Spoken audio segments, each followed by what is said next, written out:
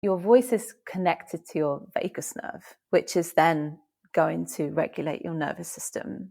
And we know that a nice regulated nervous system, or one that you can start building the window of tolerance so you can deal with the stresses in life, singing and vocalizing helps you get into that state. The more we're in that state, the more our body can heal, because our body wants to heal. We just need to put it in the right environment. Welcome to Don't Step on the Bluebells, the podcast where personal healing and transformation take center stage. I'm your host, Amanda Parker, and I'm a fellow seeker on the journey of personal growth.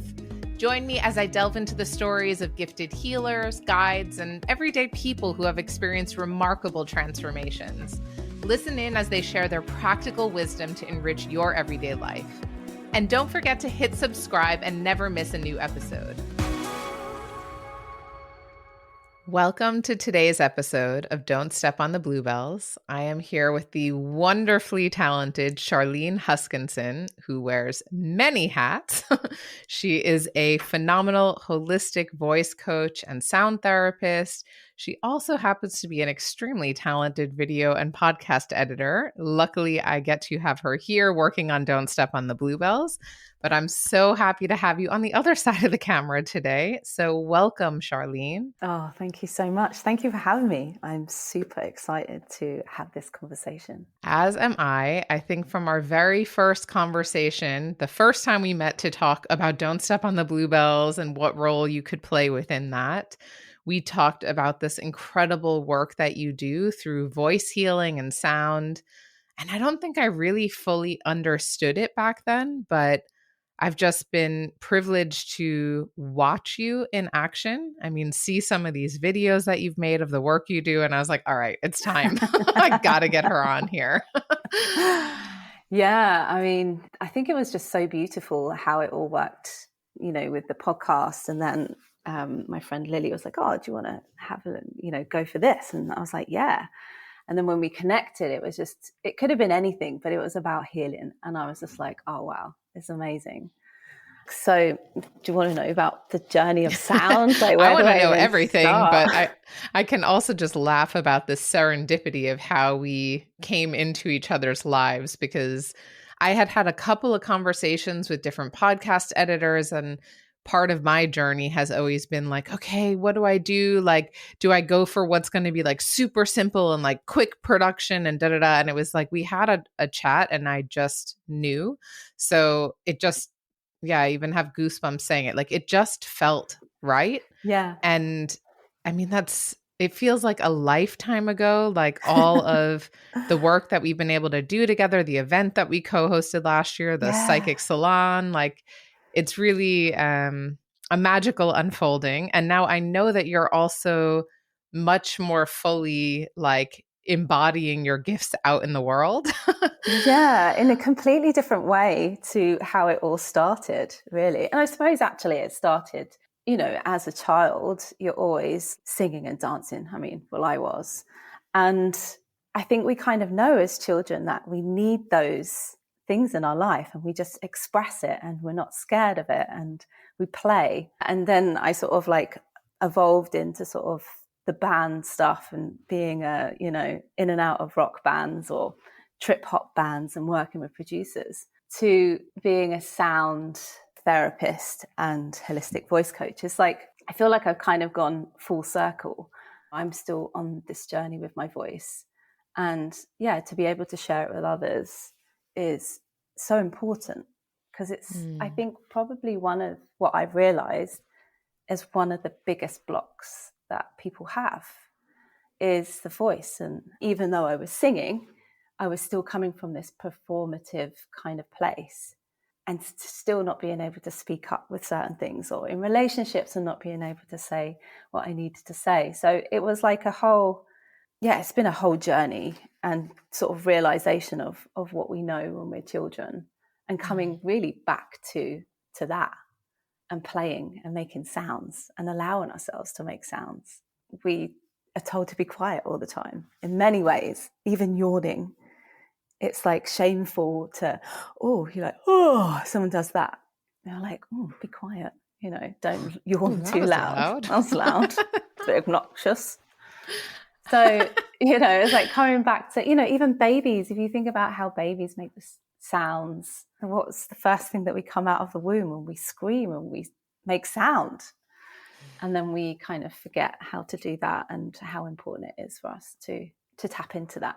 And then using the voice as a tool for self-expression and healing and how we can, really work with that to tune into what we need, even on a physical level. So yeah, it's wild, this journey with the voice and what unfolds. So I hear a couple things from what you're sharing. One is really about sound, and one is about voice. And they also seem to be quite different. Like it feels like a different energy.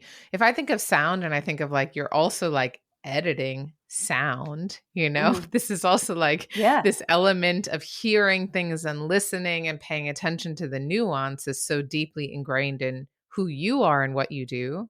And voice. I mean, we're talking about your physical voice, like what you actually hear, but finding your voice, expressing vocally, like, especially as entrepreneurs or businesswomen or healers, things like that, you're still finding who you are. That's how I think of it when I'm hearing you talk about voice. It's like the sounds you make, but also like, who are you? What message are you sharing with the world? What are you standing for? Because it's vibration, isn't it? And it's our essence. And we're like when we're making these sounds or communicating, it's like, how do we want to show up? And we want to be in our authentic self. We want to be authentic when we express ourselves. And how do we find that? How do we explore that? And the using the voice is what we're all doing every day, day in, day out, even if it is writing an email, because that's a voice, that's an expression. You've got the voice in your head as you're writing the emails, like it's the same. It's a vibration. We want to be ourselves, don't we? But it's tricky because we've got lots of conditioning that we have to undo, belief systems and all of this stuff that we have to unpick. But first we need to learn and understand our own instrument. It's an instrument that brings stuff to life. What's in ourselves will come through and we speak it to being. And so where do we start with that? And I think it's just getting to know your instrument. And how does it sound? Like we're not talking really necessarily about singing. So it's like that self-discovery, like who is making that sound? What is that sound within me? What does it want to say? People say, oh, hear those whispers. And then I was ignoring it and then it became louder. It's like, what is that? That's our voice. Yeah. And so I see singing and sounding as our soul singing and sounding. It's our voice. Our voice is our soul's expression. We kind of shut it down. So it's like, how do we tap into that? And there's loads of beautiful ways of working with that. And I think ultimately it's working with joy and tapping into that side of stuff. Like it doesn't have to be, I think that's what's so beautiful about the voice. It's not, there's breath work and there's all these beautiful deep practices. And this is deep in a different way. I feel like people really can connect to this beautiful joy and pleasure, and they walk out of a session and they're like, whoa, like they just feel alive. I think it just lights up every cell in your body and you're literally buzzing when you're singing. I don't know if you've ever been in a choir or even if you're singing, in the bar, in the shower, whatever it is, it can lighten your mood. And we always, if we sing with our friends, if we're out, it's like, it feels good. There's so many layers to the voice. And really it's just coming back to and finding our own sound and our own frequency. So I know that there's a lot of traditions and people that I know who have also practiced chanting. And that wasn't something I wasn't familiar with what chanting was specifically, aside from maybe doing it without like real intention or knowing that that's what I was doing. But I was recently, so I really love Rebecca Campbell's work. So she's an author and spiritual teacher. And she was talking about kirtan, which is a method of chanting in, I think, Hinduism, if I'm Yeah. not screwing Yeah. this up. Yeah. Yeah, that's correct. And I know she's recorded a few basically chants of her own that are on Spotify. And I started listening to those sometime last year and just singing along, and like the power of being able to use your voice freely without judgment. It's so simple. The lyrics are really easy. It's not about that. It's not about getting the right pitch or anything. It's just, there's such deep meditation in being able to sing. And it's like a part of me, it feels like, that I just haven't used maybe ever, or like in decades. Yeah. Chanting is so powerful. You basically given the brain something to do, because it's always going, Oh, what's that's this? so What's good. that? So it's like, here you go, here's some words, brain. Yeah. Mind, here's some words, mind. Say those words. And it's easy, it's predictable, it knows what it needs to do. And so it's like, cool, it's like happy, you know. It's so funny you say that, because I did, like, before I knew how to meditate, I mean, whether I know now or not, you know, we can debate that. But years ago, I was doing like a Deepak Chopra and Oprah 21-day meditation. And he was offering, I don't remember what it's called, but it was like a mantra, you know, a word you say when you're breathing in, a word you say when you're breathing out. And it just, like, then I could do the meditation. I could calm my mind. I could be in it. Now listening to you, I understand why. Yeah. And you're literally just giving the mind something to do. And, you know, and then also with those ancient mantras, there, you know, there's the intention. So they like say intention plus sound equals healing. So you're making that sound, and then many people have sung that mantra. It's got that meaning, it's got that intention. So it's like, they say that it's even more powerful because so many people have sung it over the years. Oh, wow. And so it really is like, you're really embodying that power and that sound of that intention that was set when it first was made.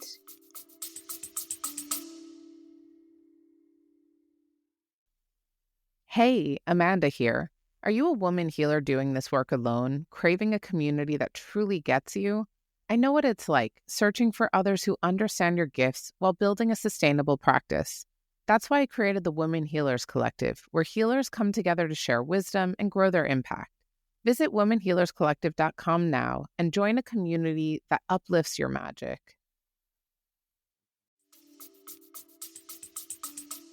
Oh my God, I never thought of that. Thank you for bringing that in. Like, I never even considered that, you know, like, places that you go hold that kind of emotional or spiritual resonance, because so many people have gone there for that purpose of prayer or healing or whatever it is. I never even considered that with mantra or sound. Yeah. It's so powerful. That's why we have to be really mindful about what we're listening to.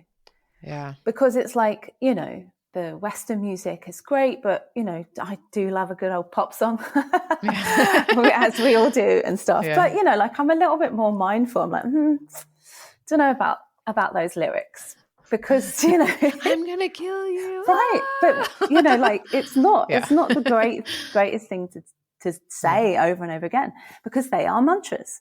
Like, you're singing other people's songs over and over and over again. What is the message behind that? And now that you're saying it, what's the energy that was in the song as it was created? Like, okay, this is like mind blowing to me now. Yeah. So tell me more. What does it look like? So when someone's coming in for, you know, voice sound healing, what is it that you're actually doing together?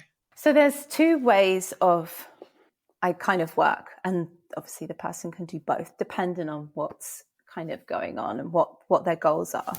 So my teachings of the College of Sound Healing was sound healing with the voice. So a person would come in and they would lay on a couch, you know, a massage bed, and I would. So I don't know if you do Reiki. So it's a similar thing as I ooh over people. Mm-hmm. So that's the way I describe it. So it's like it's a sonic massage. So I don't actually touch anyone, but I'll read the energy with my voice by toning. So I would scan the body with an ooh. So it'd be like, ooh. And I would then intuitively read or feel different places where there's energy either stuck, or I would get like a message that there needs to be something there and moved or whatever. And then you go in and you actually put the frequency into those. So say if they had a bad knee, or if that came up, or if you felt that there was a block on their back or something like that, you would just tone into those areas. So there's a basic sound healing, and then there would be sound healing with the intervals. That's another thing where I would sing intervals up, where it's like cleaning the energy. Ba ba ba ba ba ba. You're going up the scale, and you're kind of like combing the energy field and cleaning it, and then you come down. And so I'm doing that with my voice, but then we can also do that together and use our own voices. You can work with pain in a way where if someone, because everything has frequency, we can tap in. So if you had a painful wrist, I would get you to feel into that pain and then make the sound. Or what does that sound like?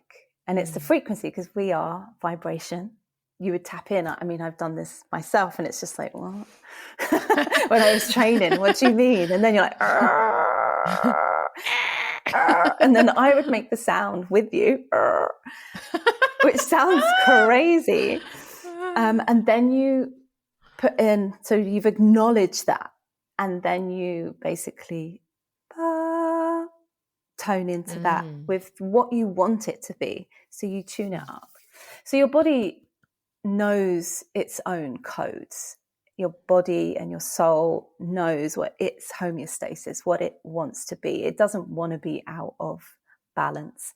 And so it will always want to be in pure frequency, or, like it, so it knows, it hears the pure tone, and it will entrain to that.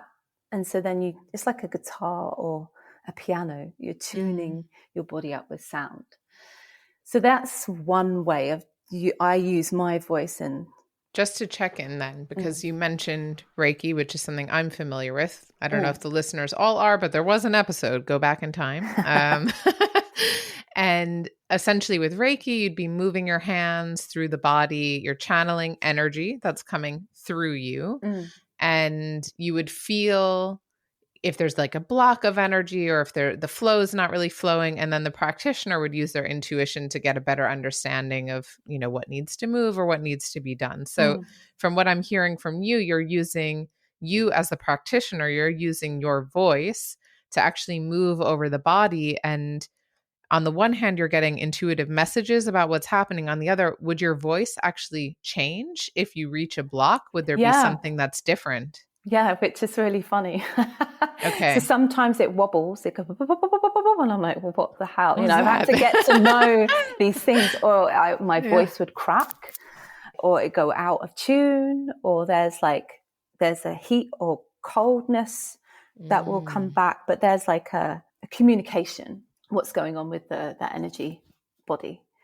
But yeah, it's really interesting. There's sometimes my amazing teacher from the College of Sound Healing, Alexandra, would say, like, basically, our stuff can get in the way. So it's like, if you're in an area and it's wobbling, come out. If it's not wobbling, then it's them. But if it's still wobbling when you're out, then it might be something that you're projecting or whatever. So because I've had quite often, even on the podcast, and I've heard it myself, maybe others have you've probably picked up on it because you know my voice so well by now. There's moments where there's like a frog in my throat, and I'm almost losing my voice, and I have to clear and drink water. Yeah. And it's so funny because I'm not always fully aware if it's mine, if it's theirs. I'm still trying to feel in when it's like, okay, what's going on here? Is this something that's really tapping into something for me? But I guess that's also a part of what you're listening to. Does it work that way as well? Is I guess what I'm asking. If you're talking to someone, can you hear just from the tone of their voice You that can, something's out? yeah, you can, and there is actually like studies that go into this in more depth. And then I think it was there's a book called Toning, and she goes into this as well. I forget the author. I'll have to Mhm. give you the details after. And where certain voices would then be linked to certain diseases. So if a person Mm. had a certain tone in their voice, or they're high pitched or whatever, that they would have like a cancer, for example, or Mm. heart disease, or whatever it was, that it's our imprint is because we're holding so much stuff there. It's like an imprint to what could potentially happen if you don't Mm. work with that block. It's funny because I'll notice it also depending who I'm speaking to. And so depending how comfortable I am or how grounded or whatever, if I'm nervous or I'm like intimidated, totally different voice. Yeah, 100%. It's Mm. like it changes so much. And I think because it's the voice, there's always, and it's such a broad topic. You're never going to be like cool in every single area of the voice. I'm singing, doing this stuff, but then I'm like, oh, have to speak in front of people about something. Then I'm like, but it's like, I'm still working on these things as well, Yeah. but it's just different parts of the voice. Well, I would rather say that's why you're doing the work you're This doing. is why Like we're literally always doing the work that we most want and need. 100%. So Yeah. And to feel that tracks. it makes sense. Yeah. Yep. So I think it's always that like acknowledging, okay, is that mine? Or maybe that is a part of mine. And then realize, okay, cool. Do I have that? Is that going on? Yeah. I remember doing a sound and yoga and sound session with my the teacher Shruti, and she was like, "I'm going to do this session about the voice and the throat chakra, and the whole session's going to be about the throat chakra. Love it. Let's go through the chakras." So when I get to the singing part, I went, oh. And there was so much that happened to me in that split second of like, I was like, what is going on with my voice? Like I couldn't control it. And I was just like, but then my ego was going, don't sing again. Don't sing another note.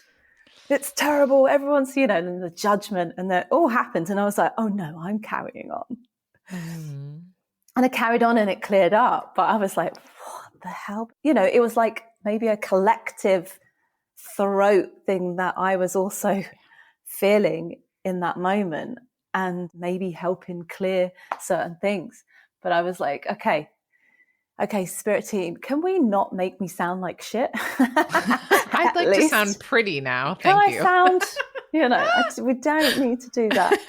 But I remember, then I remember my teaching, like when we're going through stuff, it's gonna sometimes wobble, or there's stuff that will move. And there are edges as well. Like when we're practicing vocal training, you're not going to be perfect in every area. You have to train and understand your instrument. Where are the edges? Where does it go? Okay, how does that sound there? And how do I get over those, that into that high note smoother? It's really feeling comfortable with all of it, right? Yeah. I mean, so definitely I understand that because it happens for me all the time when I'm like coaching or in any healing work I do, that like the people who come in are always my mirror. Some way more than others. Like some clients, I'm really like, do we have to go through this together? Like, come on. But there's always so much learning because the wisdom that comes out of me in those moments. And I'm like, no shit. Like I know this. I actually know how to respond to this differently. So there's the wisdom there. And honestly, just with the throat, it's whenever I do healing work or I'm in like a group and kind of tuning into that energy, it's always the throat. Yeah. I mean, it's always like And I always have to check in, is this mine? Is this mine? Because it comes up for me all the time. Mm.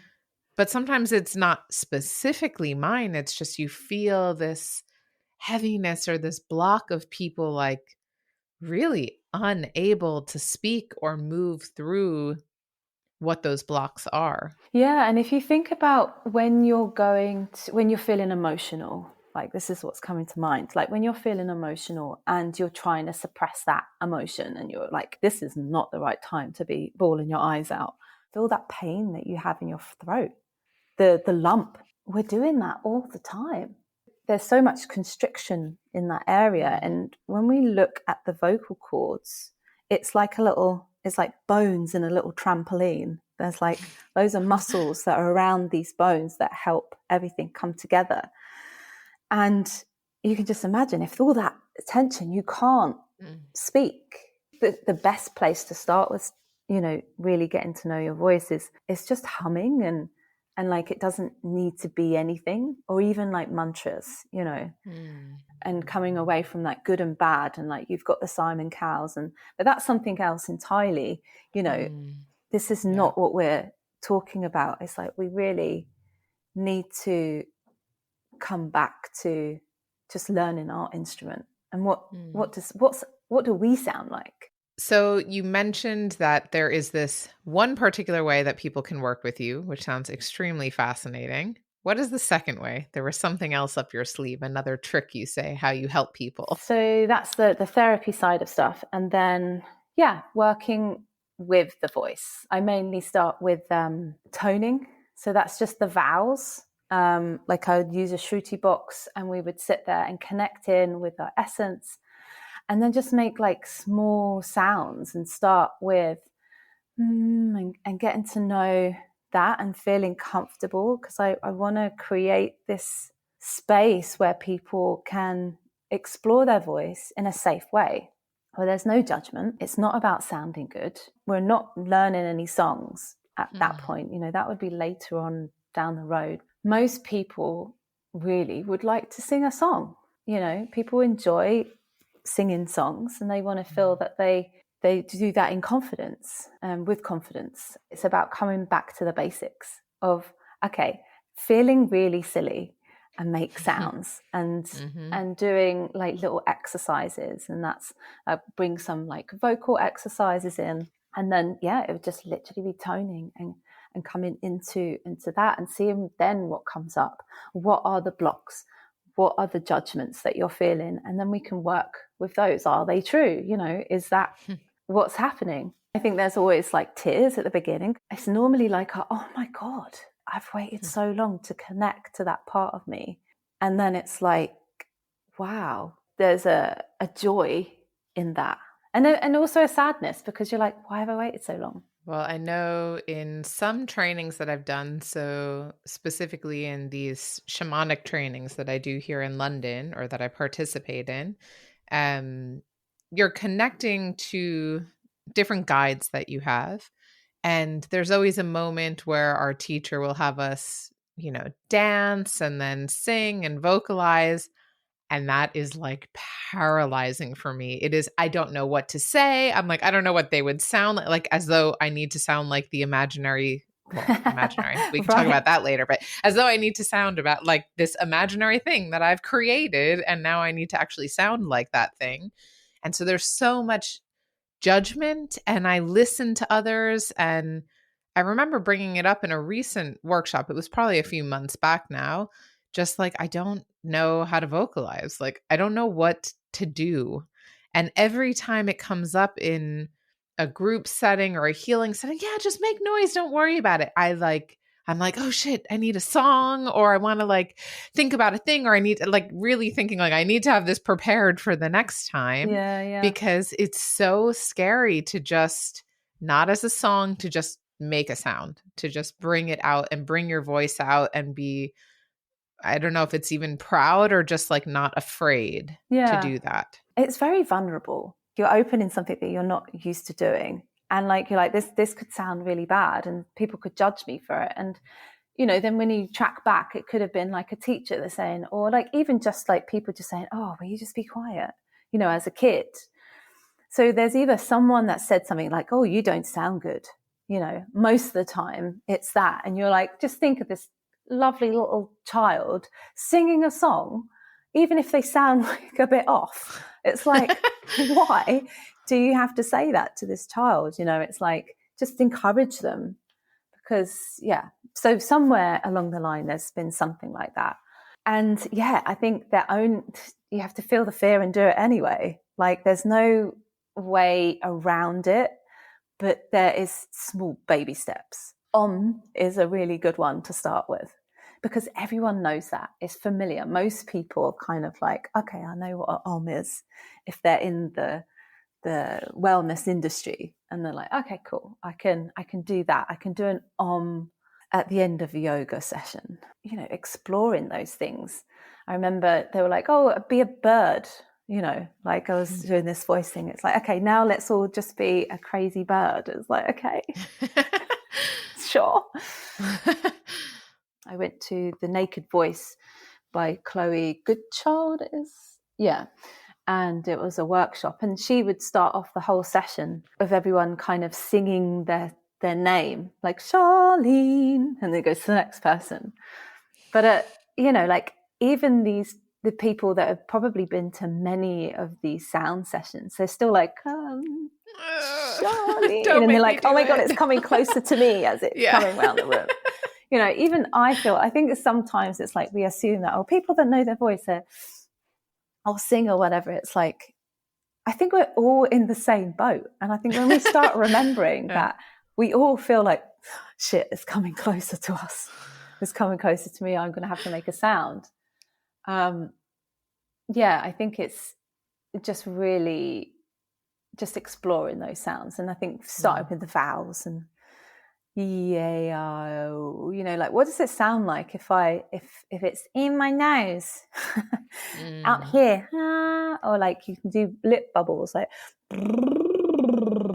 things like that, and it kind of just eases you into that.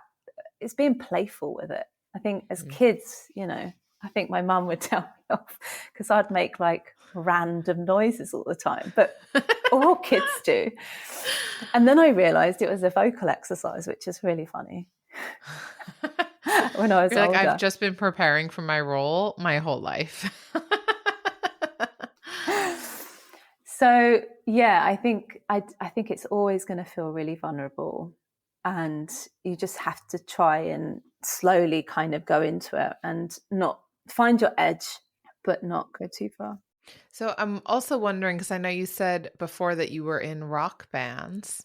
So were you a singer? Is this something that you have loved, that you've been using your voice? And so I mean, gosh, I sung as a kid, but to anyone that would like listen. Also, except your mom, who was like, please stop. Well, she told me to stop most of the time because the kids were asleep.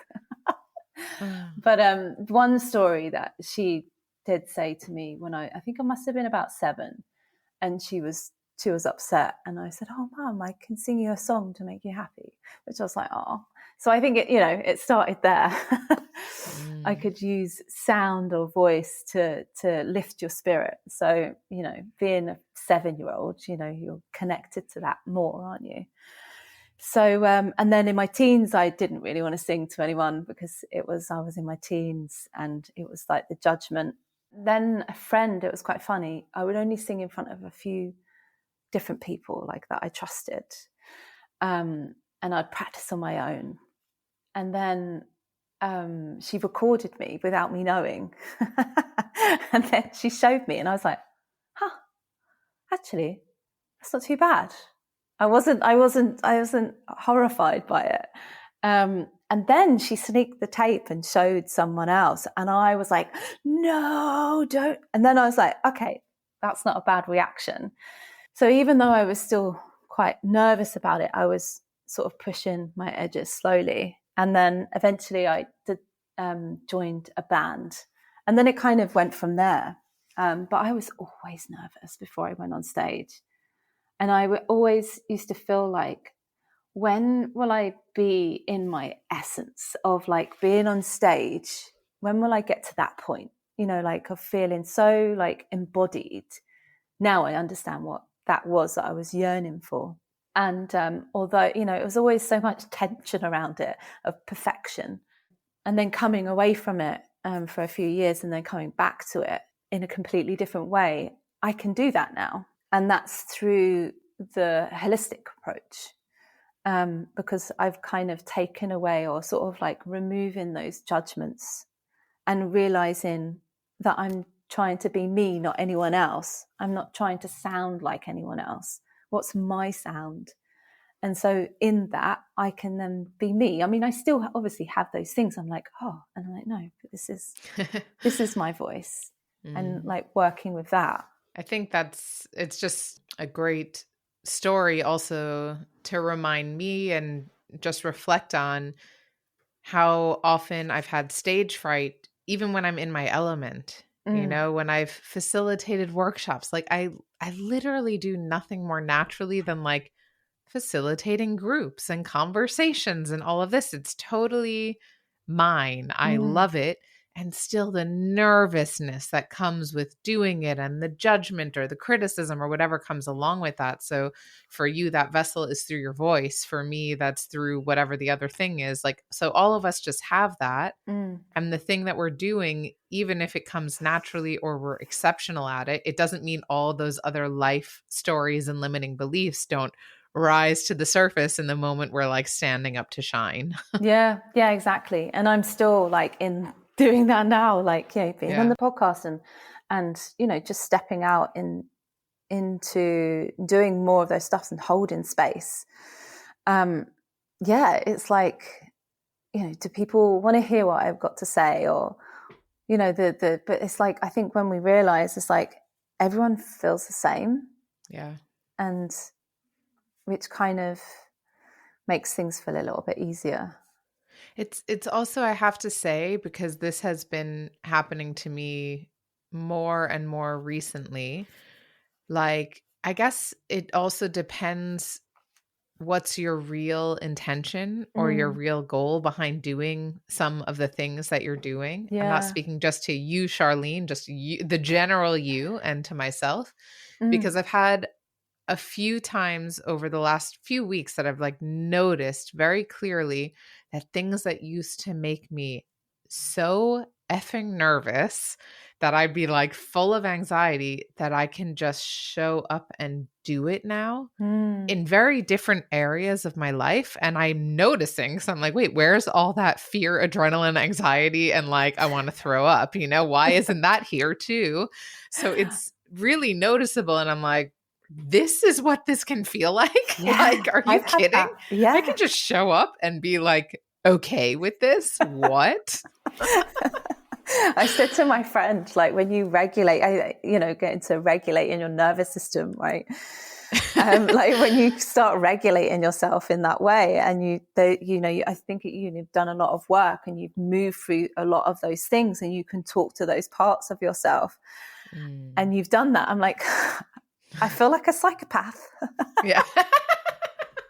Am I a psychopath?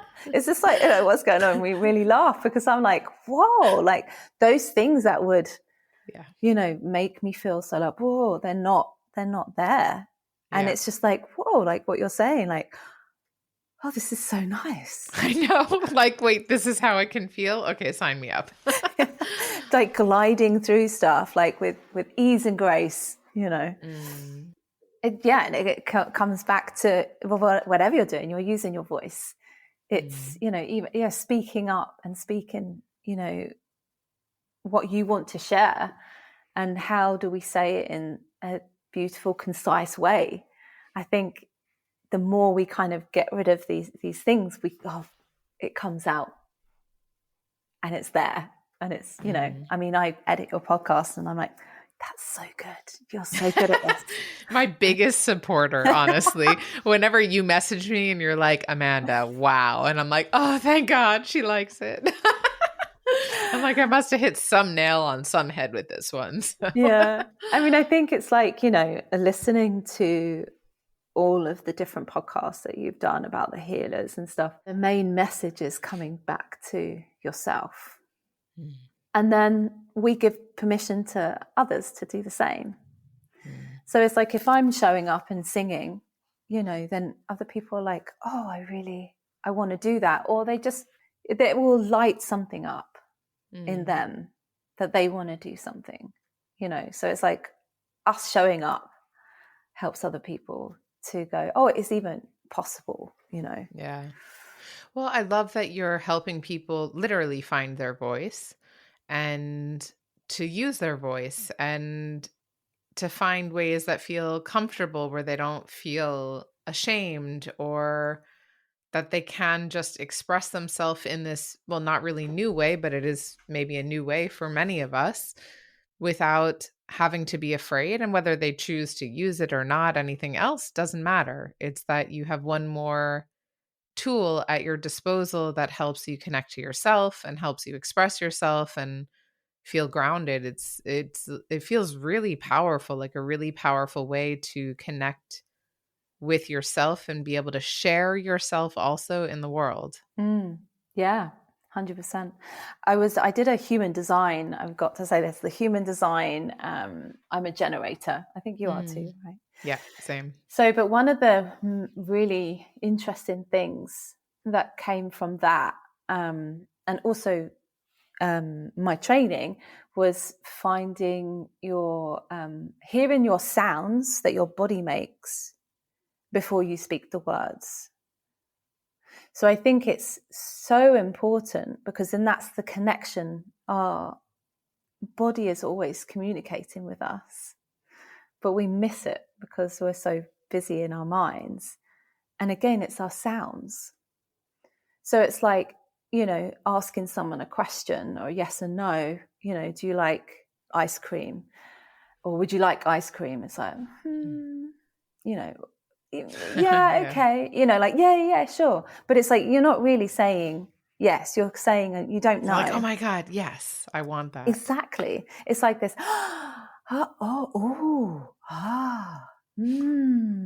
when you're interested in something, just listening to those sounds that we make, and then it becomes really obvious now when you're doing it. You're like, ooh, ah.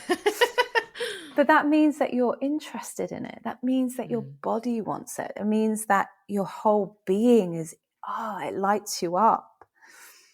Whereas there's some things that contract and it's like, but you feel like you should be saying yes when really your body's saying no.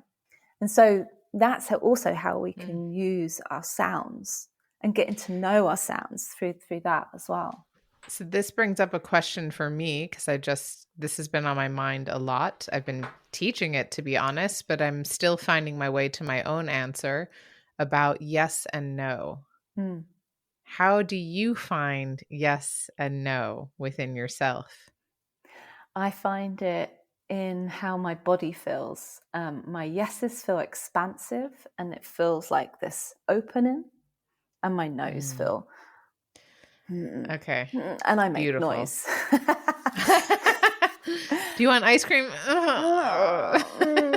Yeah, and I've always been very vocal with I've always used my sounds, but I've never tapped into them, and that was like beautiful. I was like, oh, wow. So I've really been practicing that because it goes in with what I'm doing as well.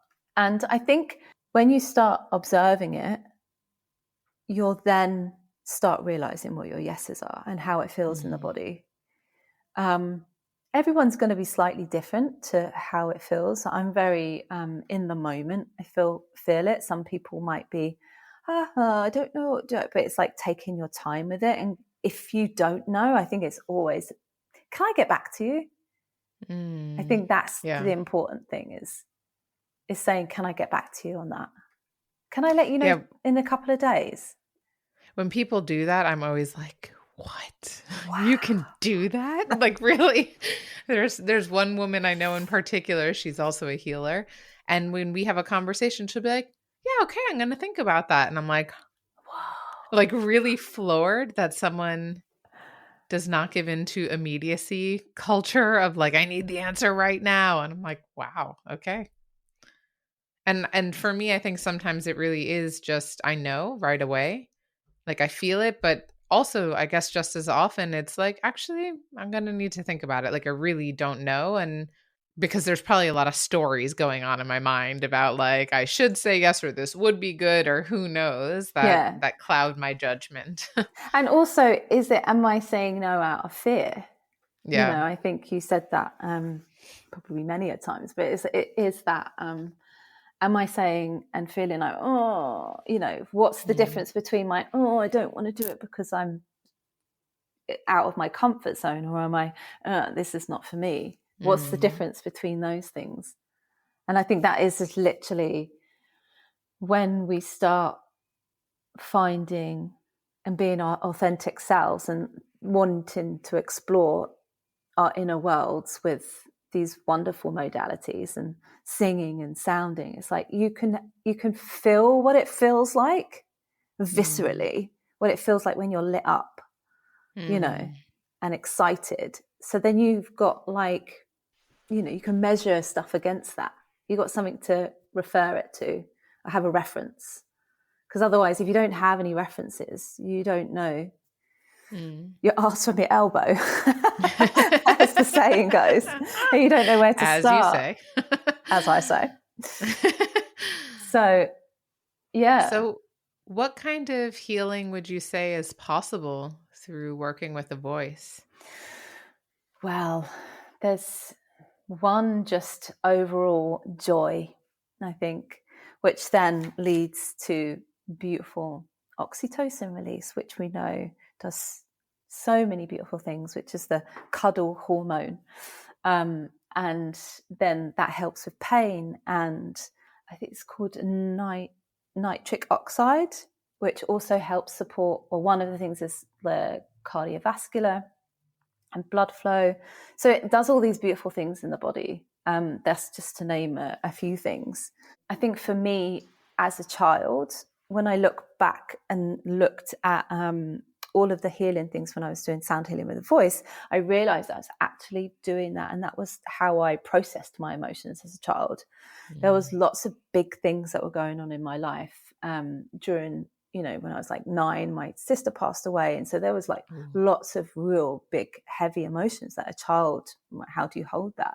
So I feel like now when I look back, I realized that I was moving and I was processing my emotions through singing and through dance. That's healing in itself. So helping you sort of tap into those things, sound and music and singing. If you want to feel an emotion, like you can put on a sad track and you can then feel the heartbreak.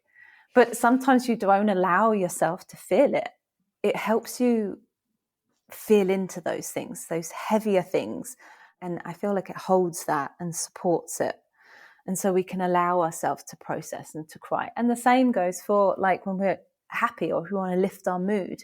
If you listen to a happy song or more of an energetic song, there's been studies where it helps people with their mindset. Hence why fighters might go out and play a certain song and you're like, feel that energy. Like, whoa, okay, they're going to do their thing. And athletes and helping their performance. So there's so many things that sound and the voice can do. I know on my own experience, I was dealing with a lot of pain in the body, and so I really, really, really honed in. And this is like the work that I've been doing over the last 2 years, and realizing how that it's your voice is connected to your vagus nerve, which is then going to regulate your nervous system. And we know that a nice regulated nervous system, or one that you can start building the window of tolerance so you can deal with the stresses in life, singing and vocalizing helps you get into that state. The more we're in that state, the more our body can heal, because our body wants to heal. We just need to put it in the right environment. And these tools and practices help us get our body into that environment for then it to be able to do its beautiful work. And the body's wisdom knows what it needs to do, and then it will do it. I'm still on that journey, but I haven't had, I think, my proper day in, day out, working at the studio, doing sound, really dedicating myself to this was like properly fully like a year and a half ago. Like I was like, right, this is my calling. I know that I've been doing this stuff for a long time, but like really, really properly stepping into it. And yeah, I've been pain free for nearly a year. Wow. So it's like that Wow. was great. So many things have come into alignment just from knowing you personally as well. Like you're sitting in this gorgeous studio. So if anyone's in London, the space in Clapham Common, it's run by Charlene and Lily. It's just this stunning. The energy in that room is so powerful and grounding. There's plants everywhere. It's beautiful. Like, I think that came in at the same time that you really started, let's say, taking yourself more seriously as a sound healer. And I know you're also doing other healing podcasts as well. That's what I understand. So it sounds like this has started all coming in together, and Yeah. shocking, you're pain free. I know, it's crazy. Yeah. And that was a journey. And that, again, like there's a lot to talk about there, but we don't need to go into loads of stuff there. But it really is also like, you know, that mindset of, I think, how I got into that situation was not how I was getting out. And that was the message. And I was like, I have to change something. And that's when, you know, when you're talking about the body and following your heart and following that yes, it was like, I need to follow my yes. And that was it. So it's like following those sounds and really, really tapping in and tuning in. Because I was doing it for a while, but then it was just like, I feel like it was a healing, it wasn't a healing crisis. So I feel like it was one of those. Oh boy. So for anyone who's listening who would like to either learn more about this method or work with you, where should they look? How do they get in touch? So Instagram, Charlene Songbird. And then my website, charlenehuskinson.com. And all the information's there. Send me a message and we can take it from there, what your needs are. And so people can work with you either remotely or in person, or is it primarily in person? I think in person for the first couple of sessions, and then we could take it remotely. So get yourselves over to London. You're not going to want to miss this. I can do it remotely, but it is always nice if possible. Yeah. Well, I think that's important, you know, that people know, because I mean, the space that you do it in also is really beautiful. And if you want to have this experience, that there's that option to reach out. Like, is there anything, if people want to learn more about it or train themselves, is there any resources or schools or things? I know you mentioned where you had trained, but anything like that you'd recommend? Yeah, I mean, there's the College of Sound Healing, which is great. And that's sound healing with the voice. And then there is like a few resources. It's called the Humming Effect. That's a really good, easy read to sort of go through. It sounds sound healing from for health and happiness. And Jonathan Goldman, he's pretty big in the sound healing community. So that's a really cool book. And The Naked Voice, Chloe Goodchild. When I picked up this book, I was just like, I couldn't stop I've got a picture like that sitting right here too, as on the cover of the book. So I'll take that sync. Thank you. She's got some really beautiful practices in there. I've done a couple of her courses as well. So that could be a nice way of like exploring your voice. Yeah. So those are the things. And I would also, you know, recommend anyone to sort of, you know, put on a track and sing your favorite songs. Or even if it's like a meditation track, you can put that on so no one can hear you, so you can feel a little bit more supported, and hum along, make up whatever. Could just be one note. Let's do that now. For 5 minutes and see how it feels. I always feel that the body is just like vibrating after. Is there any advice that you might give to someone or who's just starting, or maybe you even would have liked to know this when you were just starting? What would I say to someone? Yeah, the way you got in to certain situations is not the way you're getting out. And so you have to make changes. Otherwise, there is this push-pull thing that's going to happen until you like really commit to like, I don't want that anymore. And then things change, and taking baby steps with this stuff. Because I think even when you're on this journey, if you come in wanting to train in this stuff, or if it's just for personal growth, it's just being kind with yourself. You know, I think that's really important. But change is required, and embracing that. So powerful, especially as we're in the change of seasons, the eclipse season, the equinox coming up. Probably when this releases, we'll be past the equinox, but you'll still be feeling the effects of it. So definitely trusting that those changes they're for the best if you want your life to feel differently. Yeah. Be with joy and sing and find a choir. You know, I'm going to go chant after this call. After this episode is recorded, I'm just going to hang up and start singing. Explore and try it, you know. Well, now I know that you can help my voice sound better. So I'm keeping that one in mind too. So thank you so much for joining today and sharing all of your wisdom and insight and really beautiful storytelling as well. Oh, thank you so much for having me. And to everyone who's listening, thank you for tuning in to this week's episode of Don't Step on the Bluebells, and I'll see you next time. Thanks for tuning in to today's episode of Don't Step on the Bluebells.